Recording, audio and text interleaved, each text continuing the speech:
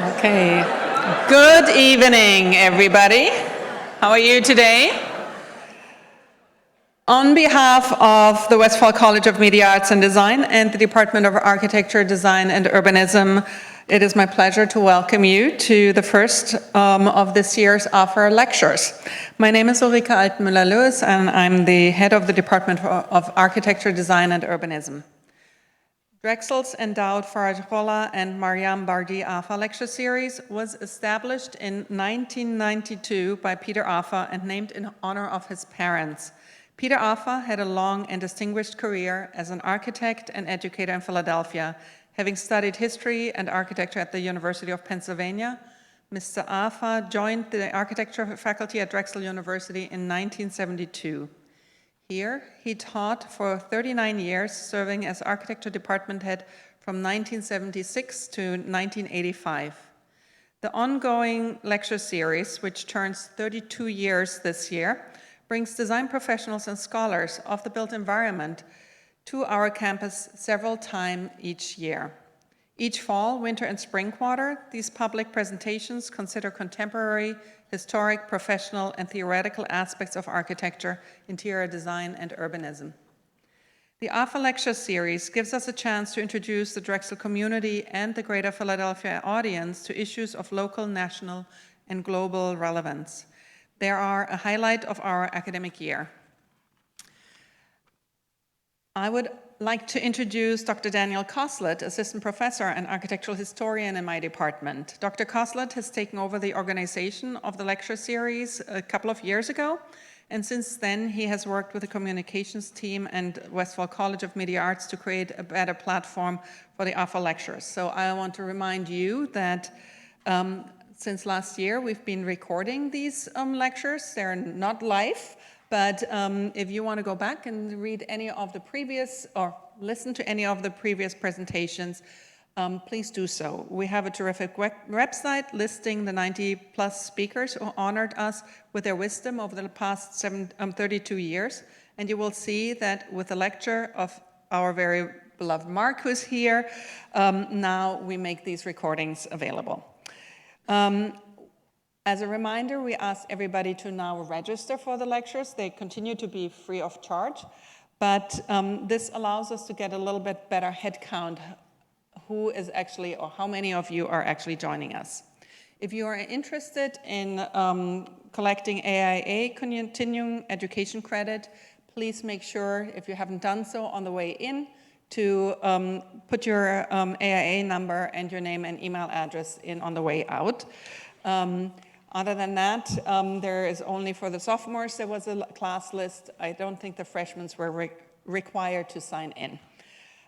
You heard enough of me. We have a very special year ahead of us, and I hope you are going to join me in welcoming Daniel up here, and he will let you know what special treats he has in store for the 250th birthday of the United States of America. And I'm very excited to have our beloved colleague, friend, adjunct for however long, it's like Bruce was always a fixture here, that he is giving us a wonderful framework and an introduction to the themed year we have. So I'm excited. Daniel, please come up to give the proper introduction.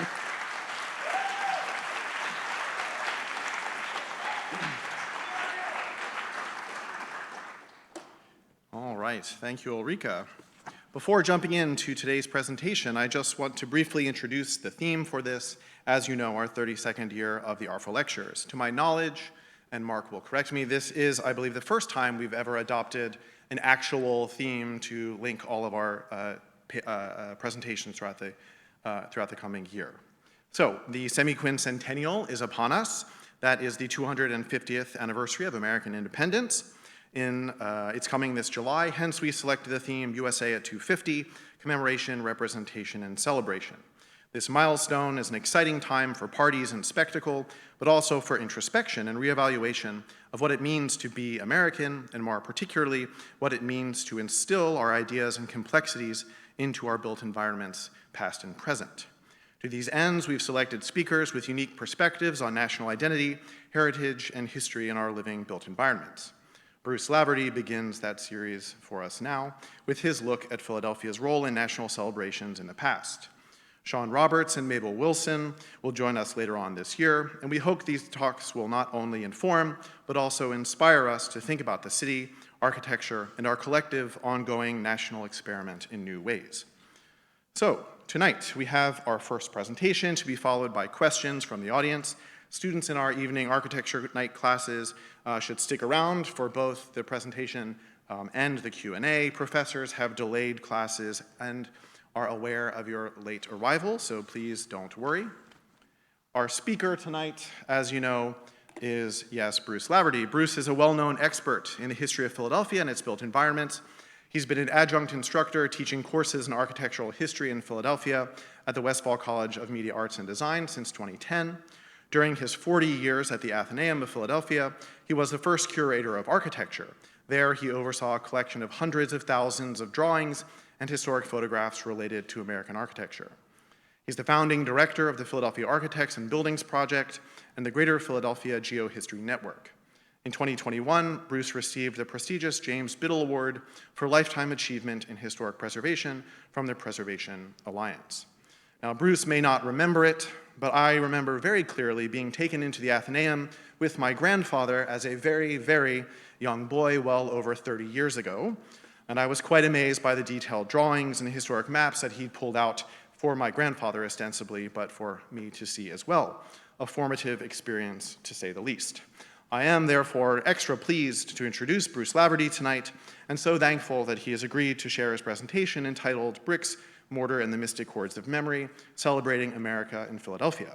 Without further ado, Bruce, the podium is yours.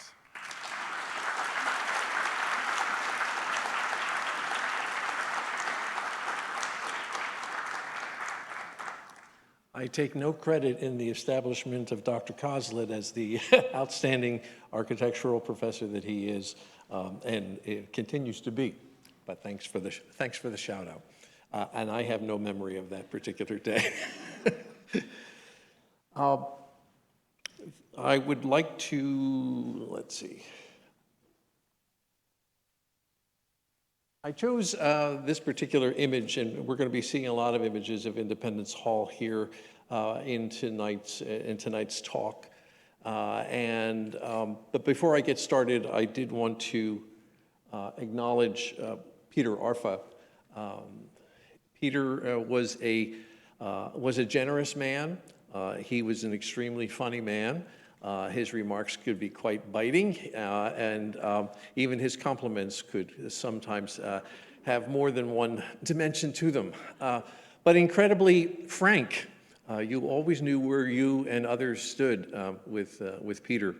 And it was my privilege about 10 years ago to do a series of oral history interviews with Peter. It was myself and the late Hyman Myers, where we were interviewing a number of senior architects. And Peter's was hands down the most interesting set of interviews that were completed. I hope those will be available for you soon. And I'll just leave that at that. So, the mystic chords of memory, how buildings stir memory. I'll start personally. There are some buildings, and if I'm looking around the room, if you're like me, and you're probably like most of us, there are some buildings that just move us. And they're not all the same buildings. I'm going to select three tonight that I'll talk about, some in more detail than others. These are the ones that I return to again and again, and always sort of create the lump in my throat. So the first one is, of course, the Lincoln Memorial. Whenever I'm in Washington for more than a day, I try to make a pilgrimage to the memorial. Generally, I like to go there after dark. I have two children who are in their late 30s now, and when they were very young, I promised my wife and them that I would never drag them to historical sites because I knew what sort of damage that could do and how that could push them away from history forever. And so I never dragged them to any place historical except for here. We would walk up the steps, they would have to stand in silence, and we've stayed there until they read both the Gettysburg Address and the Second Inaugural. So, and that at nighttime, and this particular image was actually taken before dawn, a photographer who likes to take dawn images of the Lincoln Memorial. Very, very moving to me, and we're going to talk more about Mr. Lincoln. This one, anybody have a guess as to what this is? You can raise your hand, shout out. Nobody? Nobody? This is the Lower East Side Tenement Museum in New York City in all of its grandeur. And I've been here several times, and again, this is a place that I was blown away with, not because of its physical beauty or its artistic statement, but because of the overwhelming sense of the people who had lived there before. And congrats to Franklin Delano Roosevelt for getting rid of things like this, buildings like this. The reason that the Lower East Side Tenement Museum survived was not that people thought it'd be great to have a museum of it. It's that when FDR became governor of New York, he passed a law that shut down these substandard living conditions. And rather than tear a building down that was commercially successful at the street level, this building was just sealed off for a period of about 60 years. And the rooms left pretty much intact in all their tatters. And so I just think it's incredibly powerful to get the sense of what it lived like and what it was like to live as a German immigrant family in a one-room apartment, or an Irish family, or an Italian family, all in the same building, all in the same apartment in different periods of time, until somebody finally had the sense to say, this is no way for human beings to live in 20th century America. But the fact that the building was not torn down gives us an insight into that. The third site I know that you won't recognize, this one. Anybody have a guess as to where this building might be? Paul, you can't say. Where might this building be? All these architectural experts in our audience. Well, I'll tell you where it is. It is in County Down in Northern Ireland. This is a house where my grandfather was born. I got to visit here 2 weeks ago for the first time. And so this could be in rural Pennsylvania. It could be in Chester County. The house was built in 1660. The woman on the left bicycle in that picture, the photograph was taken in 1949. That woman is my mother. In 1949, after the clouds of World War II had lifted, my grandmother decided that she was going to take her two daughters, my mother, age 19, and her sister, age 17, to the old country to visit her own home in England, as well as her husband's home in Northern Ireland. She didn't take the husband with. He was happy to stay home, but that's a story for another time. So this is my mom and her first cousin Alec, taken just on a building that's actually attached to the main house there. The stable of the farm, one of them anyway, was directly attached to the residence. Mom died about 30 years ago. Cousin Alec is still alive and lives in Leeds, England at the age of 95. So my wife and I had planned to take a trip to Ireland and England for our 40th anniversary. We hadn't been in touch with anybody from the family. We weren't even sure whether anybody in the family still survived. The connections had been lost through deaths in our own family. And so I got an address through a cousin of mine, and I sent a cold letter to this little fellow. This is what Arnold looked like in 1949. He was the youngest of 5 children of my Uncle Tom and Aunt Minnie. And so this is what he looked like in 1949. I thought, well, maybe he's still there. And sure enough, Arnold is still there. So that man on the right is the little boy on the left. And that is, he's now 80 years old, and that is Jess. When we went to visit Arnold, he had generations of pictures of the house and of the farmyard there, and everyone had a border collie in it. And I said, is this the same dog? I mean, there were pictures that were taken in 1902 that had that dog, had that dog in it. So there are Arnold and I as we're standing in front of the McKee family plot in Kilkeel, Ireland. I didn't know, never heard anybody from the family ever say that the house had a name. It was called Hazelbank. Now, this was not a major estate. This was subsistence farming and sheep herding and goat grazing. But it was built in 1660. My daughter, right before I left, she went on to Ancestry.com and found an obituary from 1902 of Arnold's grandfather. And Arnold's grandfather had the biggest funeral ever recorded in the Mourne region of County Down, and had said that the grandfather who had just died was the last of the Cromwellian settlers. Settlers is a very nice word for people who from northern England and Scotland who pushed the Roman Catholics off their land. So with all the baggage that brought with it, we went over to visit Arnold and family. So buildings can stir memories that are personal, like the ones that I just had. Buildings can stir memories that deal with extended family and the good and the bad that comes with that. And buildings can stir memories that are national.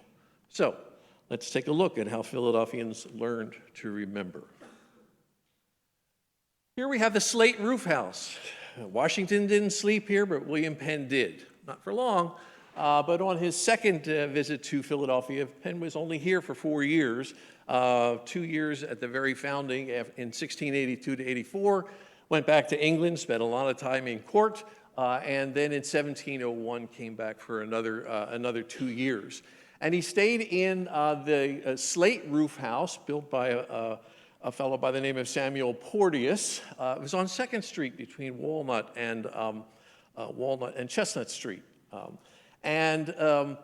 While he was in that house, William Penn drafted his Charter of Privileges to the inhabitants of Pennsylvania and territories. What the Charter of Privileges was essentially a listing of the rights that citizens of Pennsylvania might expect. No other colonies had that. Interestingly enough, I didn't realize this when I made this slideshow, but this is a 50 years later, a copy of the Charter of Privileges printed in Philadelphia by one B. Franklin in 1752. Yes, that B. Franklin. So the 1701 Charter of Privileges told Pennsylvanians they could have religious freedom as long as they admitted that there was one God and one God only. That was all that was required in terms of religious freedom compared to the rest of the world and the rest of North America. That was outstanding. It guaranteed a representative government. It guaranteed civil liberties, the right to legal representation, trial by jury, the call of witnesses, and the guaranteed protection of citizens from abuses by the government. This was revolutionary in 1701. It was one of the things that brought so many people to Pennsylvania because they didn't have to deal with the hassles and the abuse and the persecution that they might in any of the other British colonies in North America. So in 1701, the Charter of Privileges is issued.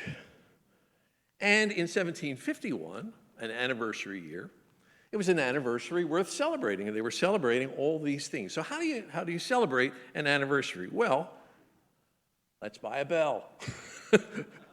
Let's buy a bell. And so they decide to build a tower onto the 1732 Pennsylvania State House, which was the colonial legislature. And so they built a tower and they bought a bell. They bought what turned out to be a defective bell from a foundry in Great Britain. But they had high hopes for it. Many of you know the saying that is on the outside of the bell: "Proclaim liberty throughout the land unto all the inhabitants thereof." I won't ask you to cite the chapter and verse from Leviticus, but this goes all the way back to Hebrew times, to the time of Moses. And this is a law given by the Hebrew God to Moses for the organization of Hebrew life. And so what does that have to do with the bell in the 50th year? Well, if they had put the entire inscription on the bell, they would, well, first of all, they would have needed a bigger bell. But if they had put the entire inscription on it, "And ye shall hallow," or make holy, "the 50th year," that was very important in the Mosaic times, "proclaim liberty throughout the land unto all the inhabitants thereof." Didn't matter whether you were of the Jewish faith or not. Anybody living under their control, they were to be freed. "And it shall be a jubilee unto you." Every 50 years, it was a party year. So what was happening in that 50th year, or what was supposed to happen in that 50th year? All the slaves were freed, and all the debts were forgiven. Okay, those of you who have just encumbered a lot of debt to enroll in this marvelous university, think about that. If somebody said, well, in 2026, all of the slaves will be freed and all the debts will be forgiven, that would be pretty nice. And so I'm not going to get into how it actually played out, but the idea was revolutionary, that a society should be able to reset itself every generation, that you should be able to start over and not be bound either financially or bound in terms of slavery forever. And so that was an idea that William Penn was aware of and caught on with the idea of celebrating in Pennsylvania. Again, not like anywhere else in British America. So the steeple was designed by a member of the Carpenters Company. Do we have any members of the Carpenters Company here? Shout. There we go. Okay, good. Okay, I'm going to be talking a lot about the Carpenters Company tonight. But a member of the Carpenters Company, the oldest trade organization in America, founded in 1724, at the direction of one of their members, Robert Smith, arguably the first professional architect in Philadelphia. He designs and builds the steeple, and the bell, which would later be called the Liberty Bell, would be hung in that steeple there. So, and there is Carpenters Hall, which was constructed between 1773 and 1774. And the first historian of the Carpenters Company, Charles Peterson, said that as a profession, carpenters and builders were up to their necks in rebellion. When it came to the time of the American Revolution and deciding to break away from the mother country, as a trade, carpenters and builders tended to be much more active in supporting that work. Unfortunately, Charlie never wrote down exactly why he thought that, but it makes sense. We have some evidence for it. In 1774, the First Continental Congress was hosted in this building. Why? Because the State House was owned by the British government. It was a British government building. And they didn't want to be talking about secret affairs, about potential problems with the mother country in a public building. So the Carpenters Company offered them their building in 1774 for the First Continental Congress. But when the Second Continental Congress met in early of 1776 in the State House, by that time war had already started, so it really didn't matter much in terms of the secrets. And as we know, the Declaration of Independence was drafted and agreed upon in July of 1776. Oh, by the way, the Carpenters Company had an excellent library. The library company itself was in their building. The Carpenters Company had an excellent library, and they invited the members of the Second Constitutional Convention to use their library. Second Continental Congress. So they made their library available. So we have the Declaration of Independence, the American Revolution, 6 years, successful.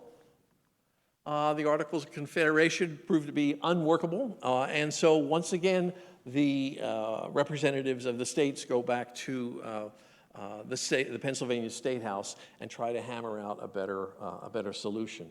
And they come up with the Constitution of the United States, drafted and passed in 1787, and then had to go to each of the 13 states for ratification. As you know, from their license plates, Delaware was the first state, Pennsylvania was the second. That means they ratified the Constitution first. But once again, during the Constitutional Convention, Carpenters Hall opened up their library for the members of the Constitutional Convention to use at their leisure. And so when the ninth state entered the Union and assented to the new Constitution, the Constitution went into effect. And so we joined in December of 1787. But by the middle of 1788, we had a full complement in terms of we could get the thing going. So what's the first thing that they want to do? They said, let's build something. Let's build something. And so what they build is this temple, the Grand Federal Edifice. The Grand Federal Edifice. It was not just, oh, let's have a float and a parade. It was very carefully thought out. A lot of people think that this was designed by Charles Willson Peale, who had been a captain in the Revolutionary Army. But it was represented by 13 columns, or 13 potential columns, that held up a single domed roof. So out of many, one. So it was a physical representation of the brand new government of the United States. Somebody thought that that was a good idea. To not only could you read all of the Federalist Papers and sort of understand what was going on, but in one physical object you could do that. In 1987, the Carpenters Company of Philadelphia recreated this original federal edifice, and this is in what was the second block of Independence Mall at that time. It stood about 30 feet high, so this was about three stories high, a wooden structure, and it was on wheels because this was just part of the celebration in Pennsylvania. This is a Boston newspaper that showed the progress of various states authorizing and joining the Union by authorizing the Constitution.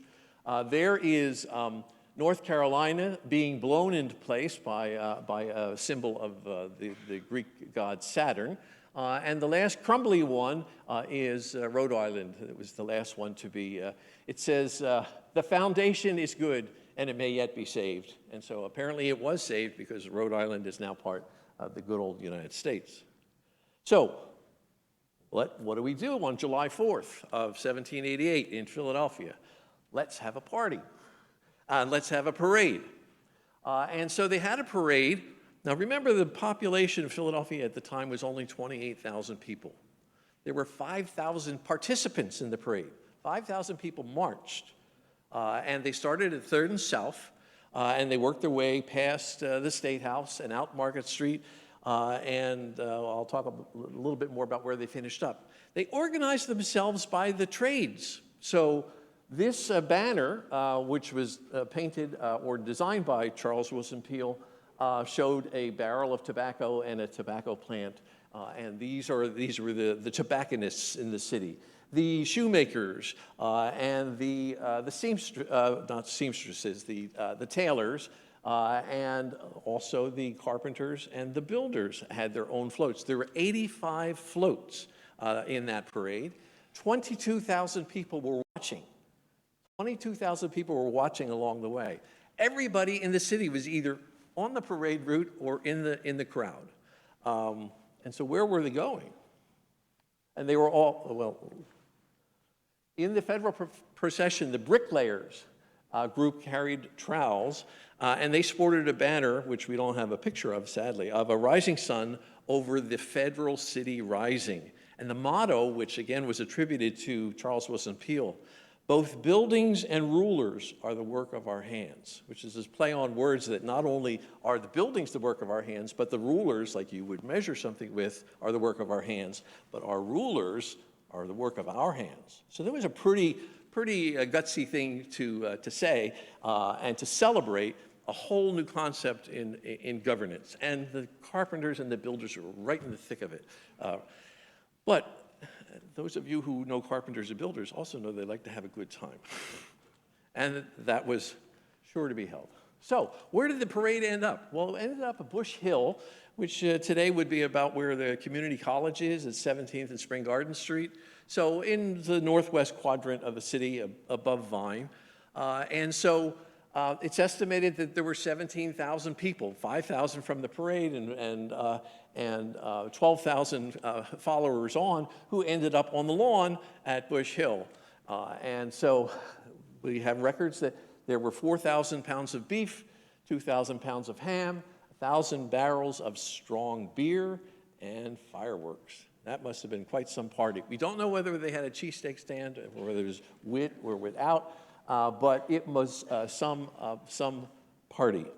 Now, it was good that they enjoyed that, because within a few years, this particular beautiful site was used for something much more tragic, and that was as the Yellow Fever Hospital in 1793. But the constitutional celebration was a big deal, and it honored the tradespeople of the city by their trades. So fast forward to 1824. Here we have a triumphal arch, and it says Lafayette there at the top. This was over Chestnut Street, just east of 6th, and it was designed by William Strickland. The Marquis de Lafayette returned to America for a 2-year tour in 1824, and of course he had been one of George Washington's major allies during the War of the Revolution. And when the Marquis came back to America, he never had to buy a beer. He never had to buy a meal, because every city and town and burg that he went to laid out the red carpet for him. So no more than Philadelphia did. So in 1824, this hero returns. So here you had a human manifestation of the founding fathers and of the revolution. And the memories were kindled. So they have Strickland design this arch, which certainly Lafayette wouldn't have seen in 1777 when he was here. But they hire William Strickland. Well, let's fit out the room where the Declaration was signed. Let's put some nice furnishings in there and put some nice woodwork in there so that it looks nice when we honor the Marquis. And so, because we want to have a levee in there to do that. And so Lafayette goes into this room and he remembers that it was the signing of the Declaration. And so he calls the room the Hall of Independence. Not the building, but the room. Now, of course, the State House itself was being used for city offices throughout. But it is Lafayette who calls a part of that building the Hall of Independence, and so essentially christens that landmark. So what's going on? To give an idea of the emotions of the time, at seeing Lafayette back in America, one of the newspaper ads says, as the general passed the United States Bank, the patriots of 76, each bearing his banner with 76 in large letters upon it, encountered his gaze. And with eyes like that, if you were encountered by that gaze, you were encountered. The effect was electrical. The patriots cheered him as he passed, waving their banners, and the general rose and saluted them most respectfully with 3 low bows. And so here are people clearly in their 60s, perhaps their 70s, 50 years after the American Revolution, who are honoring one of their leaders, and he returns the honor. But again, it's a time for party. And when you have party and a lasting celebration like that, you have lots of opportunity for merch. This souvenir scarf is at the Winter Tour Museum, and I have no idea what the value is now, but I'm sure that it's quite valuable. But these would have been, I can see these being sold at the corner of Fifth and Chestnut as he went by. And now, after he had been in town for 3 weeks, maybe some of the newness was wearing off. And so the Saturday Evening Post by October is complaining, everything is Lafayette, whether it be on our heads or under our feet. We wrap our bodies in Lafayette coats during the day, repose between Lafayette blankets at night. We have a Lafayette bread, Lafayette butter, Lafayette beef, Lafayette vegetables of every description, from the common turnip relish to the most dainty dish of celery, together with various other Lafayette articles too tedious to mention. Even the ladies distinguish their proper from common kisses under the title Lafayette smooches. Maybe that was the origin of French kissing. I don't know. So Lafayette smooches. So merch.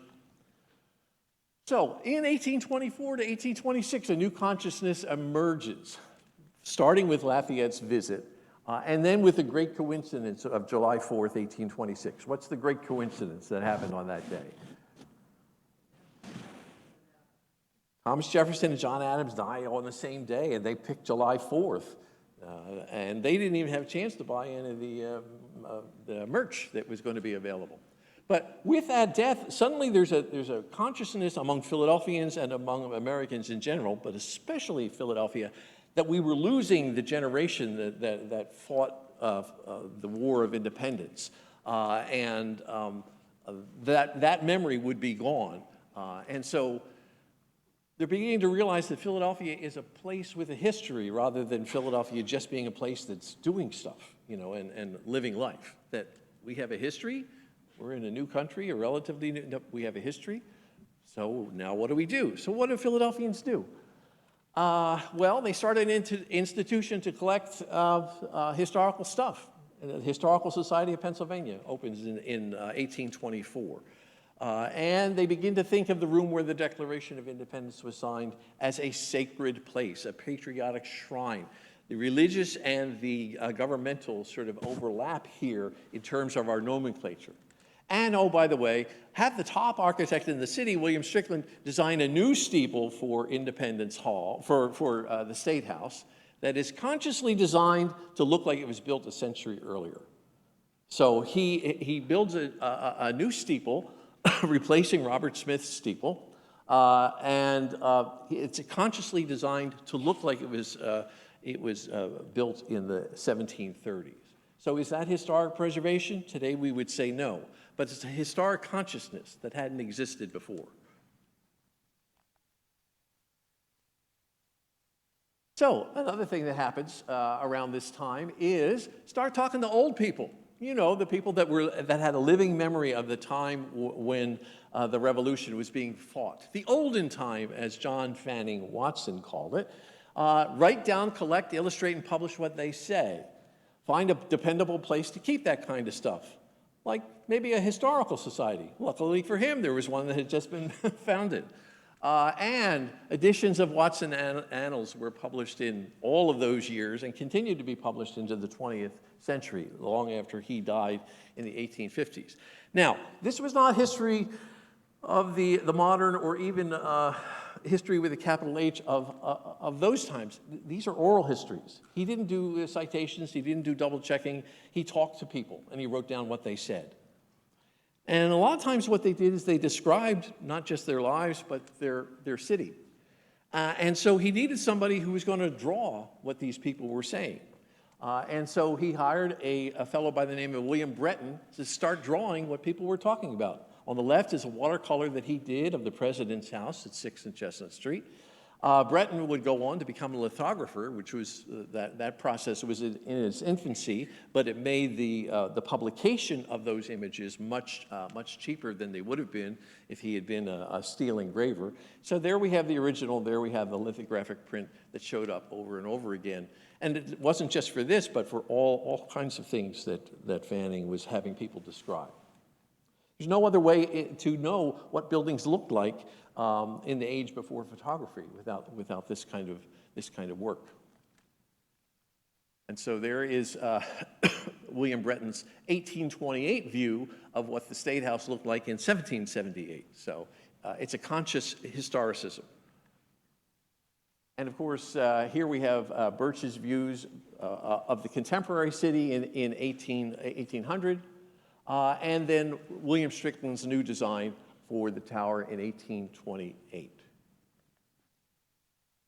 We also have the city that's growing, and of course, all of the buildings on Chestnut Street between 5th and 6th were owned by the city of Philadelphia and used as city offices. And the city took a huge jump forward with the Consolidation Act of 1854, so they started thinking about building a new building, or building additional buildings.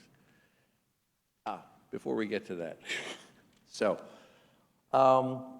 Here we have Independence Hall on February 22nd of 1861. And on his way to his inauguration, Abraham Lincoln took a 2,000-mile train trip from Springfield, Illinois to Washington, D.C. And he made 22 stops along the way. Of course, the 9 states had already seceded from the Union, and it was a very, very tough time. And Lincoln and his wife, Mary Todd, came in the night before. They stayed at the Continental Hotel at 9th and Chestnut, just 3 blocks from here. It's the newest and finest hotel in Philadelphia. And when they were in the hotel, they got news that there was a plot to assassinate Lincoln as he went through the Baltimore train station on his way to Washington from Philadelphia. That news was delivered by a man named Allen Pinkerton, who went on to some fame and infamy later on, but he was handling security for the inaugural train. But while Lincoln was in Philadelphia, someone here in the city called him fairly early for the raising of the flag at Independence Hall for Washington's birthday. So this would have been done very early in the morning, shortly after dawn. And so that's why there's not too large a crowd there. And Lincoln is somewhere in there. You can see some of the people on in the trees looking at that. This is the Chestnut Street side, and he is on the platform there. And here's what he said. And these were not prepared remarks. And if it was anybody else, I wouldn't believe that, but Honest Abe wouldn't tell a lie. So he said, I am filled with deep emotion at finding myself standing here in this place where we're collected together the wisdom, the patriotism, the devotion to principle from which sprang the institutions under which we live. You have kindly suggested to me that it's in my hands is the task of restoring peace to the present distracted condition of the country.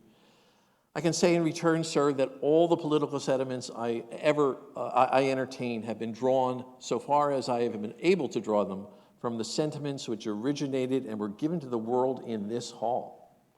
I have never had a feeling politically that did not spring from the sentiments embodied in the Declaration of Independence. I've often pondered over the dangers which were incurred by the men who assembled here and framed and adopted that Declaration of Independence. I have often inquired of myself what great principle or idea it was that kept this nation so long together. It was not the mere matter of the separation of the colonies from the motherland, but that sentiment in the Declaration of Independence which gave liberty, not alone to that people of this country, but I hope to the world for all future time. It was that which gave promise that in due time the weight would be lifted from the shoulders of all men. This is the sentiment embodied in that Declaration of Independence. Now, my friends, can this country be saved upon that basis? If it can, I will consider myself one of the happiest men in the world if I can help save it. If it can't be saved upon that principle, it will be truly awful. But if this country cannot be saved without giving up that principle, and here Lincoln paused, I was about to say, I would rather be assassinated on this spot than to surrender it.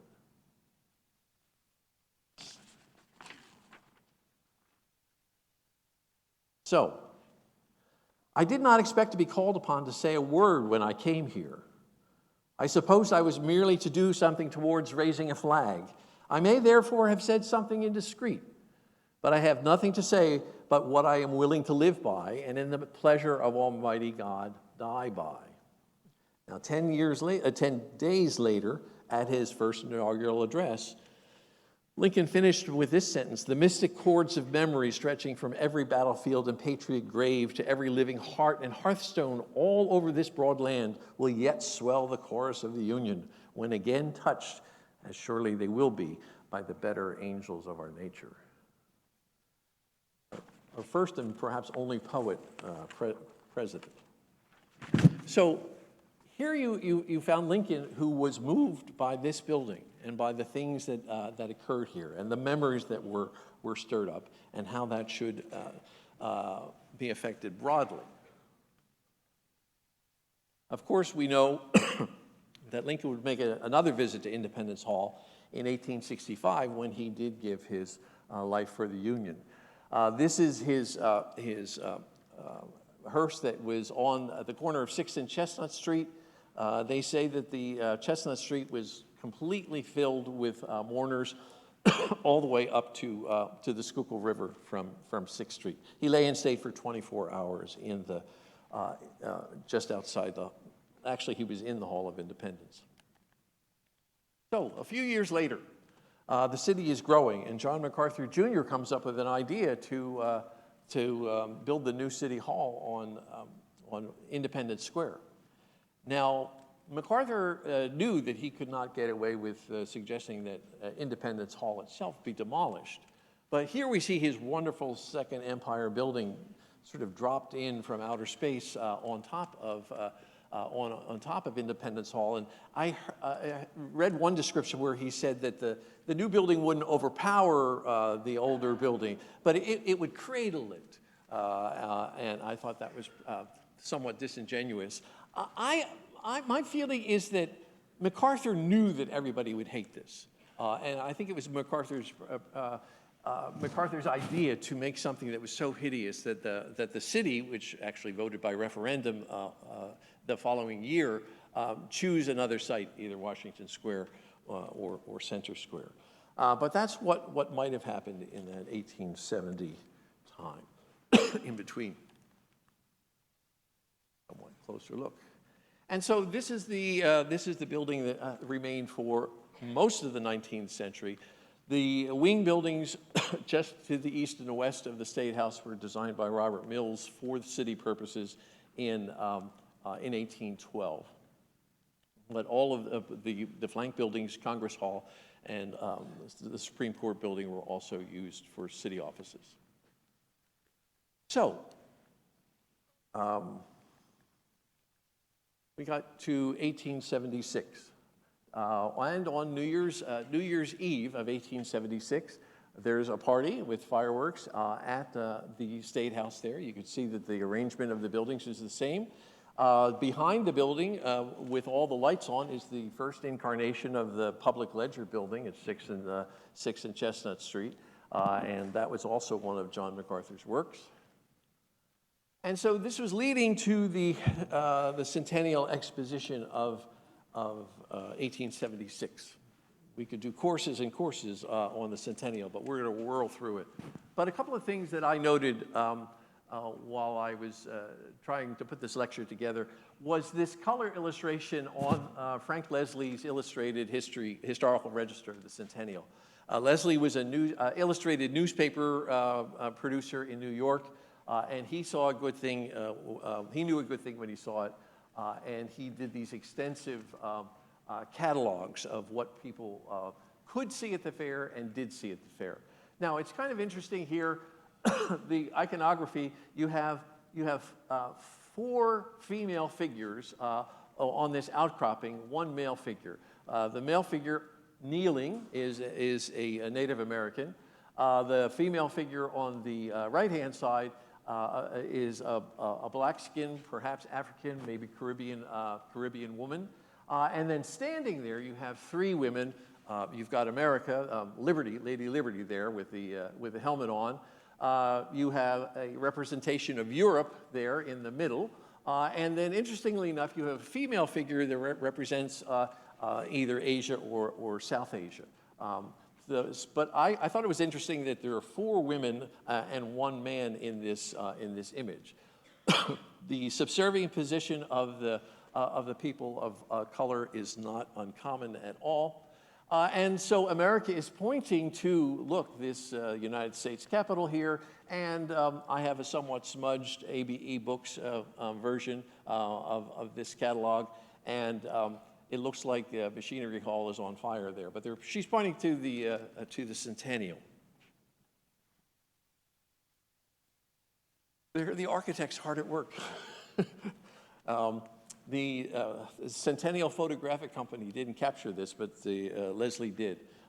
The architects for most of the buildings at the Centennial were Joseph Wilson, who would go on to fame as the designer of the main building here at Drexel, as well as Henry Pettit. And I counted at least 9 gentlemen there, all hunched over their drafting boards. One of the things, and this came out of Leslie's Illustrated too, was this song of the Centennial. I'm not going to sing it for you. This is the first 3 of about 60 verses, all of which were reproduced. But what I will say here is the image. So mirroring the image before, you've got this time a man, a farmer, who is pointing towards the modern buildings of the Centennial with the ever-present smoking locomotive there. And so he's a farmer here, and he's looking towards the bright modern successes. But look what is under his feet. There's a skull there, and then there are cannons, and then there are crows, and a lot of hellish figures there, so that I've never seen an illustration that so clearly represents what the Centennial was trying to overcome in terms of American memory. So it was only 11 years after hundreds of thousands of Americans on both sides had given their lives. And so it does say that turning gratitude today to the mighty men who fought and fell. And then it takes a brighter turn, and it says, the farmer sings, the battlefield bears on her breast a gleaming shield of corn that clangs in rippled rhyme, lo, peace on earth and harvest time. And yes, so, you know, we've got a great harvest here. Let's forget about all of this stuff under here. You know, that's behind us, it's buried beneath us, but as Faulkner would say in the next century, the past is never really past. It's not even past. So, let's move on. 2 side-by-side views from the Centennial Photographic Company, which did sets of these wonderful stereographic slides. For their fidelity, they're really quite amazing. But for the livelihood of what's going on in the humanity, Frank Leslie gives a deeper picture. Memorial Hall. And look at the size of the equestrian sculptures in front of Memorial Hall compared to that train. Now, that is a miniature train, but here we have Agricultural Hall with a transept, and large enough so that a windmill, a colonial windmill, could be operational inside the building. Here is a view of the main building shortly before they started to move things in. I read an excellent book recently by a man named John Hepp called Mystery and Marvel about the Centennial. And he talks a lot about how the Centennial in America was the first time that Americans could experience an interior panorama.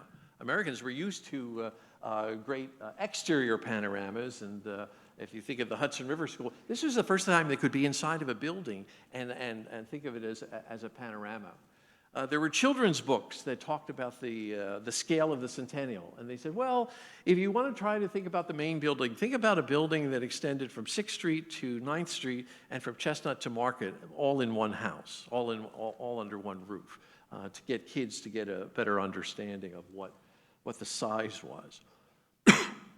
But nothing gleaned more attention than the coreless engine, which again was at the transept of Machinery Hall, and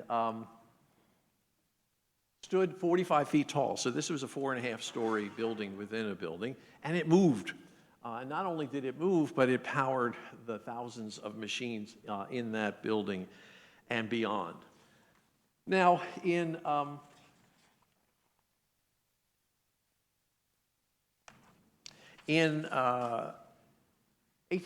July of 1876, the Atlantic magazine sent William Dean Howells, who was one of their editors, to the Centennial to comment on it. And he wrote essentially an ode to the coreless engine, where he said, essentially, this machine is like a genie, and it represents everything that is right and powerful about the United States. And he is essentially saying that he gets kind of jingoistic, which was very unusual for the Atlantic Monthly then or now, and saying that the American machinery makes the English and the German machinery look pretty shabby by comparison. And he said, you know, it's going to be decades before our marbles or our canvases or our works of literature can match those of Europe. But in terms of machinery, we've got that now. And so he was beating the chest a bit there. There's an interior view of Horticultural Hall, a construction view of Memorial Hall. This is the Arkansas building and the Japanese Bazaar. In terms of Frank Leslie, anyway, the Japanese garnered a lot of attention from him. Belmont Avenue at Fountain and the main building. This is the United States Government building, and in one of the few historical tableaus at the Centennial was George Washington's tent and camp set, which was set up inside the U.S. Government building. This tent is the one that's now down at the Museum of the American Revolution. They had a New England log cabin with ladies. This is the ladies' building, which was right across the street from the U.S. Government building. Why are the cannons pointed at it? Well, the ladies had to build their own building and pay for it themselves. They were allowed to enter, but they had to pay and design and build their own building. And so it's just a great commentary that the guns were pointing towards it. You don't want those ladies to get out of hand. So I'm going to close the Centennial with this juxtaposition. So while you have sort of cartoonish views of Native Americans and African Americans in the cover, on display was this sculpture, this bronze sculpture, and Frank Leslie calls it the freed slaves, and it was in Memorial Hall here when it was for sale, but it was actually part of the Austrian section of the Centennial, and the slave was the sculpture was done by Francesco Pezzicar, who was an Austro-Italian, and the official title of it is the Abolizione della Schiavitù, which is the abolition of slavery. So you have broken chains there and the Emancipation Proclamation. But more interesting about that are the people who are around the statue, who are well dressed and treated respectfully by the artist. This, if you want to see this in person, you can next time you're in Trieste, Italy, you can look for it in the Revotella Museum there.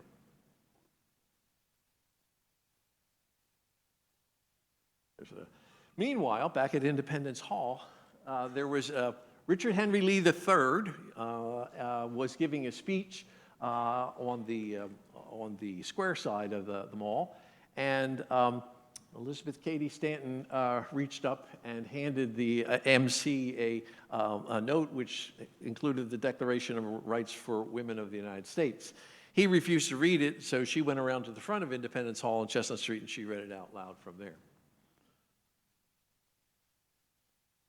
We celebrated the 100th anniversary of the Centennial with the parade, no party at Bush Hill. By that time, Bush Hill had been subsumed by the Baldwin Locomotive Works. Matthias Baldwin probably wasn't that much of a party person from what I understand. I think he was a teetotaler, but he would have been dead by then anyway. This is the official view of Independence Hall in 1876. Fast forward 20 years.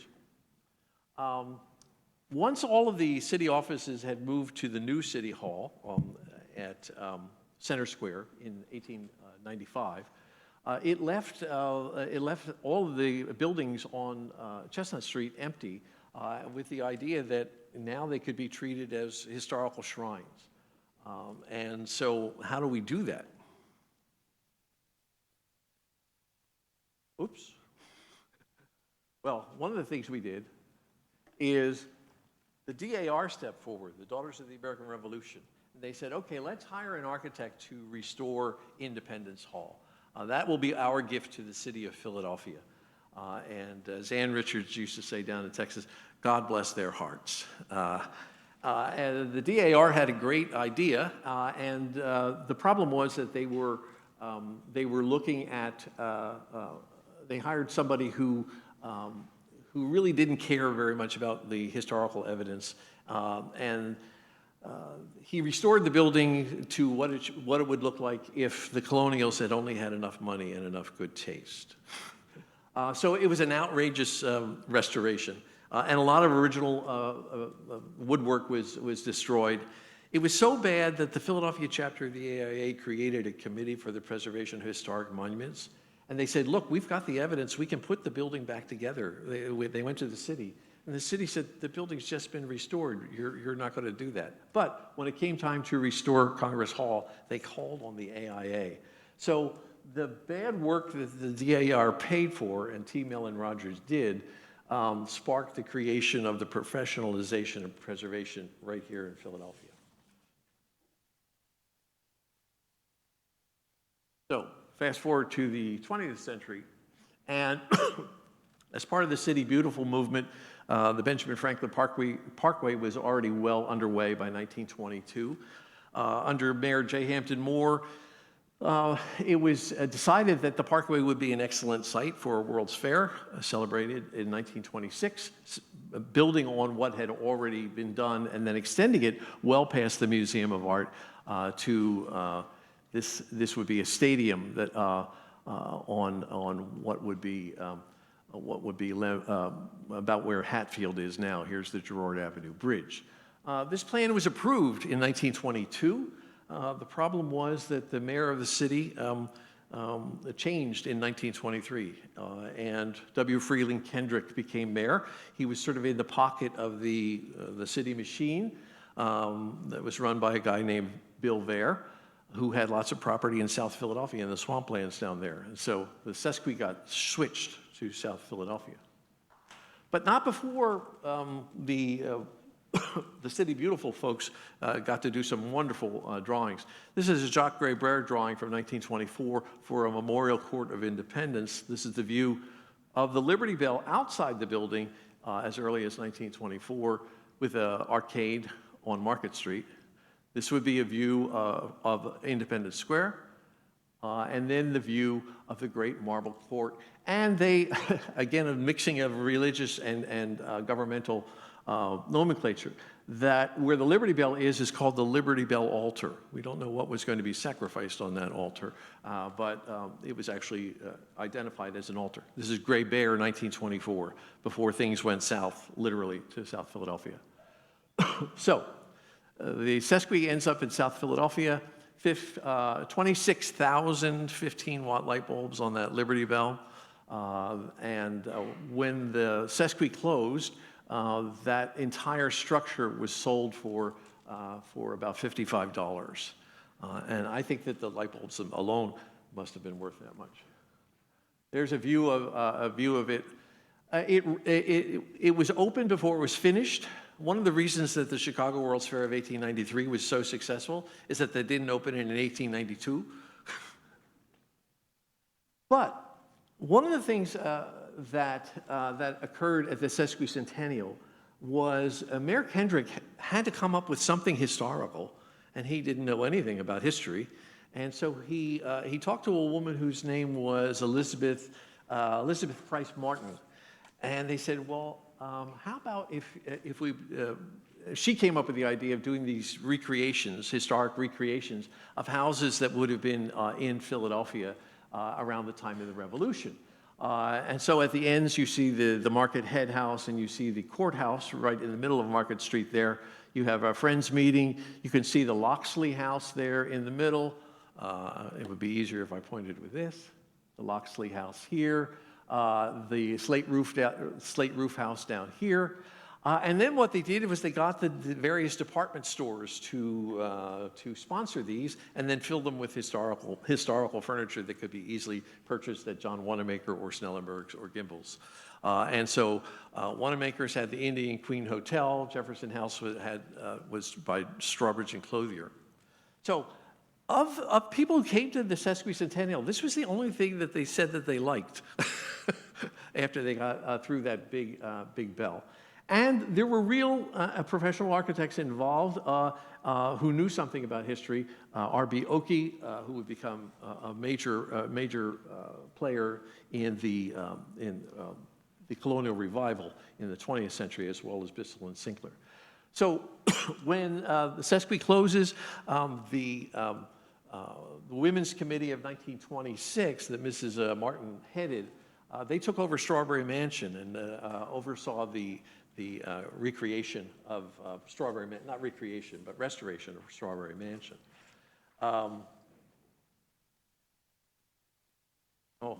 This person would be welcome on South Broad Street.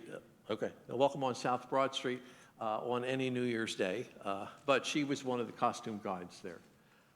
Buildings that survived from the Sesqui: the Municipal Stadium, the site of many Army-Navy games and Live Aid, and the American-Swedish Historical Museum. Oh, it's stuck. This way? There we go. Where's at the time? Oh, there we go.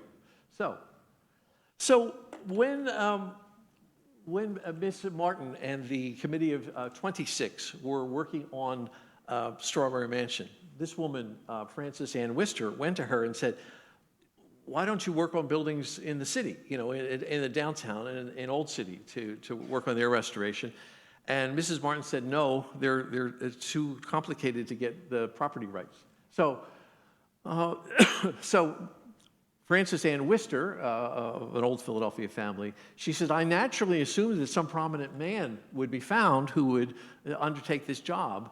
And nobody was more surprised than myself when the committee invited me to be that prominent man. And she was not surprised. She was a force to be reckoned with, for good. And the building on the left is the Powell House, which was threatened with demolition in 1931. There was a taxi cab company that wanted to use that for parking garage. And she wasn't satisfied with just the Powell House, but she actually identified about 100 buildings in Old City, and in 1931 started what was called the Old Philadelphia Survey to put out-of-work architects and photographers to work documenting buildings that were in bad shape. The first 100 buildings that she listed there would become the kernel of the Philadelphia Historical Commission's list of certified buildings 30 years later in 1935, and it would also become the kernel of the Historic American Building Survey when she met up with Charlie Peterson. Oh, the other thing Miss Wister she was on the Philadelphia Orchestra Association. She was the president of the Philadelphia Orchestra Association. And in 1932, Voorhees, Gamelin, and Walker proposed a new home for the orchestra on the Parkway at Logan Circle in this wonderful Art Moderne style. And Miss Wister quashed that. She said, perhaps Professor Stokowski thinks that the modern music will sound better in a modern building, but we like our old seedy building, thank you, and our old music. After the war, Ed Bacon came through. Independence Square became Independence Mall in the land of the bulldozer. And room was made for public events in front of that building. The National Park Service took the 3 blocks to the east of Independence Square. The state of Pennsylvania took the 3 blocks to the north. And with the creation of Independence National Historical Park, you had a whole cadre of professional architects and designers who were working on these buildings quietly, all for a good 30 years. This was a tent that was actually erected during the Bicentennial to house the free concerts that were held there every week during that summer of 1976. I went to several of them myself. Part of the problem, anybody remember this billboard? On the Schuylkill Expressway at Conshohocken. This was the idea in the 1970s in Philadelphia. This was before the Flyers had won the Stanley Cup. Remember when the Flyers won the Stanley Cup? Or the Phillies had won a World Series. Back to Bacon, as early as the 60s, he thought the idea of having a World's Fair here would be a good way to get the federal government to pay for Penn's Landing and have a Chestnut Street tram car that connected with aerial cable cars that went out to the main exhibition grounds where the original Centennial had been. They got a great logo, but then there was this guy. He was mayor during the 1970s, 71 to 79. One of his great phrases was that the streets that are safe in Philadelphia, it's the people that make them unsafe. There was a group called the 1976 Coalition, a group of protesters of a variety of forms that wanted to protest and have counter-protest on July 4th of 1976. And Frank Rizzo saw that as a line in the sand. And he requested 15,000 National Guard troops to come to Philadelphia to protect us from these protesters. President Gerald Ford said, no, you don't need the National Guard. Imagine a president saying, you don't need the National Guard. And so the city had its programs and its parade on Benjamin Franklin Parkway. And the Coalition of 76 went on, and it included American Indians, and also there was a Latino crowd, Puerto Rican crowd. This poster said, as long as colonies exist, liberty is a dead idea. And their parade route was not on the Benjamin Franklin Parkway, but they went down Lehigh Avenue from Broad Street out to 33rd Street, and then they went into the park and they had a picnic, and they had their own concert. It was very peaceful.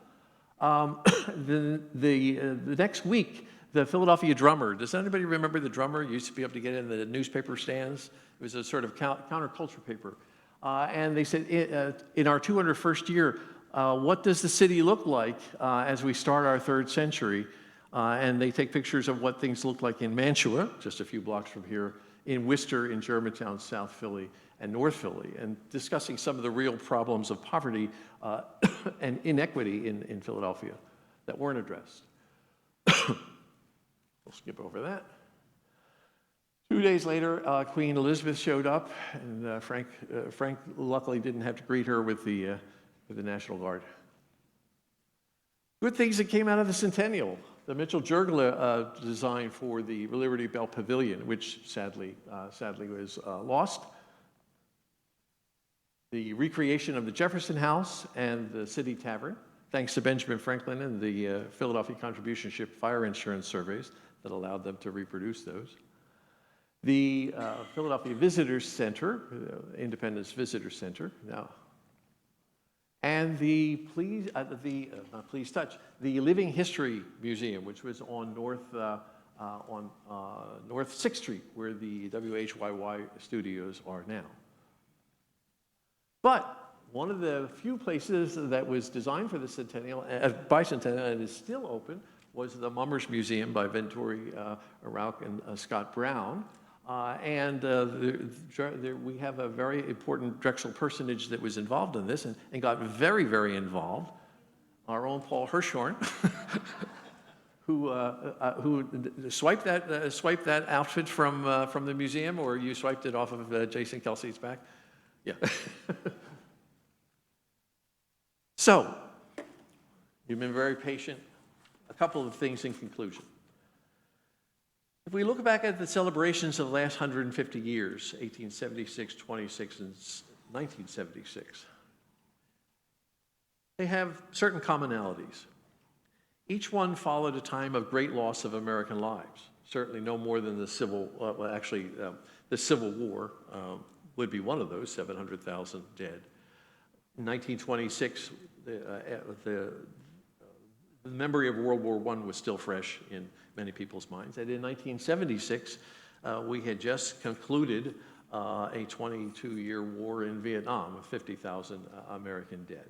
So all of those, all of that death and all of that death by war was still fresh in the minds of each of the celebrants in those 3 years. Each one occurred at a time of great political corruption. Grant, who was president during the Centennial, his administration was known for corruption, but even more importantly, the week before the Centennial closed, the election of 1876 was one that got thrown to the House of Representatives, and a deal was struck that would ultimately end Reconstruction. In 1926, you had, on the national level, you had Warren Harding in the Teapot Dome, and locally, Philadelphia was still known as corrupt and content. The man that owned the ground where the Sesquicentennial was open was Senator William Vere. He had the title senator, but he was never seated in 1926 after he won the senatorial race because of voter fraud. And for the Republicans in 1926 not to seat somebody because of fraud was saying something. In 1976, the bicentennial celebrations were overseen by President Gerald Ford. Who elected him? Nobody. And that's not Gerald Ford's fault, but of course his predecessor had resigned in disgrace and had led a master class in corruption of his own. Each of these occurred amidst the time of a rollback in hard-won civil rights, and particularly as it pertains to the idea of who is a real American. So we talked about in 1877 the removal of federal troops from the South, which essentially gave a green light to the KKK to establish their own rule of terror there without any worry about interference from the federal government. In 1926, with the slamming of the immigration door with restrictive quotas, we also had a rebirth of the KKK. By the way, there was a Negro Affairs Committee for the Sesquicentennial, and Mayor Kendrick didn't appoint any Negroes to the committee, and finally they refused to participate. And in 1976, on the national level, we have the detritus of the Nixon and Hoover days, J. Edgar Hoover, and locally we had Frank Rizzo to deal with. And Rizzo had strong ideas about who had a right to be in public space. So, 2026 is less than a year away. It will occur at a period following, it will occur at a time following a period of massive U.S. deaths. 5 years ago, we couldn't have had this meeting here. I could have been here, but you would have all been home. And I'm glad that you're not today. More people died in COVID than died in all of our American wars. Is that still in our memory? It's certainly in ours. The Centennial, the semi-Debbie quincentennial will occur in a time of widespread political corruption. Enough said there. And it will occur in a time of the rollback of hard-won civil rights and the definition of who is a real American. So, getting back to buildings. If we look back at Independence Hall, And we say, well, this was a wonderful example of high-style colonial architecture in the early 18th century. Or this is a wonderful example of historic preservation at a multi-governmental level. We're missing the point. The ideas that were formulated there are and should be in the DNA of our Americanness. And so just as in all of the things that we've looked at before, all of them have touched upon Independence Hall. I think we need to go back there for our sustenance. Thank you very much.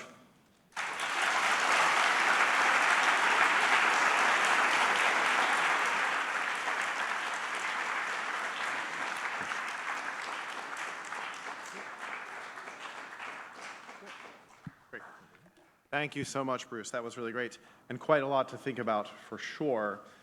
We do have a couple minutes for questions. I really think this was a great presentation that really laid out the rest of the year's talks and hopefully informed you all quite a bit on the city we call home. Questions? If you have them, please raise your hand and one of the microphones will find its way to you. While we're waiting, I guess I can just ask, I'm just so curious, what will you be doing on July 4th this coming summer? That hasn't been decided yet. It depends. I can tell you what I did on July 4th of 1976. Went to church in the morning, went to the Chamonix State Park in the afternoon for a barbecue and free swimming, and then the gang and I drove to Belmont Plateau and watched the greatest fireworks ever. Hi, my name's RJ. I'm over here. Okay. I'm an interior design major, and my question is, how does this history sort of inspire your work today? Ooh. I was in between my first and second year at college as a history major during the Bicentennial. And I was just blown away at that time that so much was at my doorstep and so much was free at that time. And so that I could go down and go through Independence Hall or one of the other places at any time and learn so much. By the way, you should do that. Every year, at least once a year, I sneak in and go through one of the guided tours, not only to hear what they're saying, but I also want to see the reactions of the people who are going through the building. And I'm never disappointed with that. So I was just blown away by everything that was at my fingertips because I was interested in Philadelphia in particular too. And I thought, I am never going to have to leave this city, and I didn't. Yeah.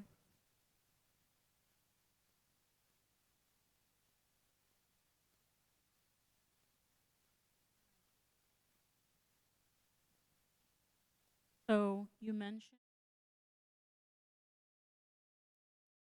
buildings stir feelings such as personal, family, and national. Do you think they often play into each other, and it's important for the three of them to play into each other when a building is being represented that should be felt? I heard you say about the building's personal, family, and national. I didn't hear the question. Do you think that they play into each other, and is it important for the three to play into each other? They do. I think they do play into each other, particularly if we open our minds just a little bit. When you think about people from the DAR or the colonial dames that Francis Worcester was with, those were people who had a personal connection to the people back then.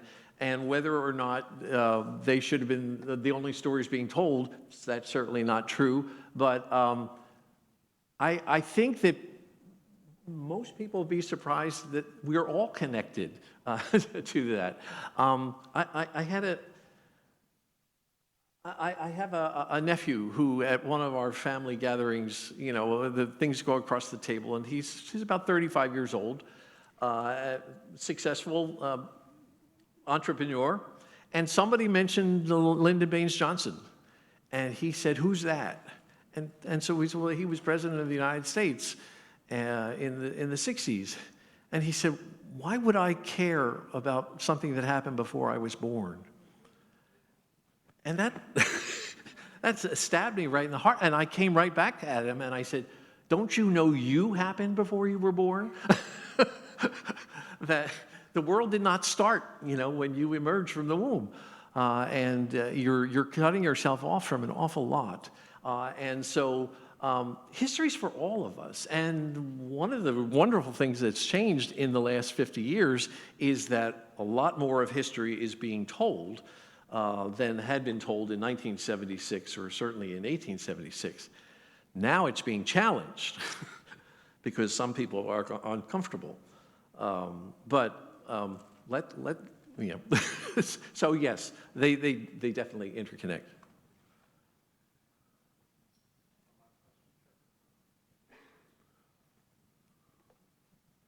So with that last concept you kind of talked about of like the commonalities of each celebration, do you think that's something that's going to keep like plaguing our future as a country as we keep moving through all these years and the different celebrations of our history?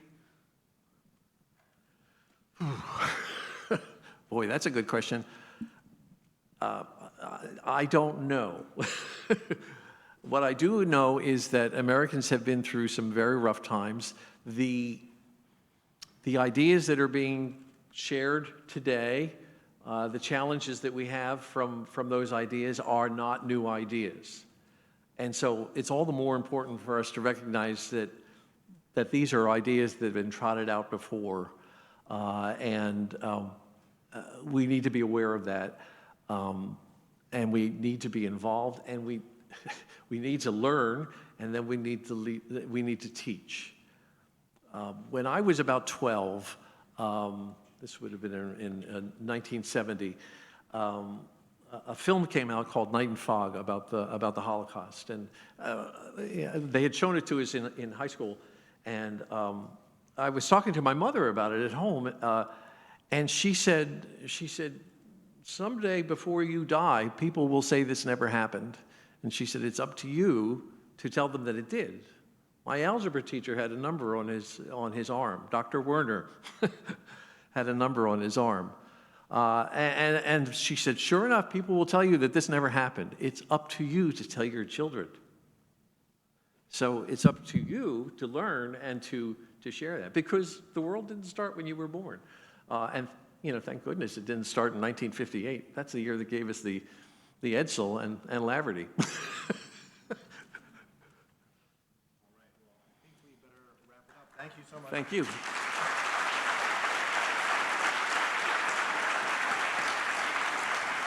Thank you, Bruce, and thank you all for sticking around. We will have the video recording of this up in a week or two, and we hope to see you in February 11th, for our next talk by Sean Roberts about diplomatic architecture and overseas American consulates and embassies. Should be great. Thanks.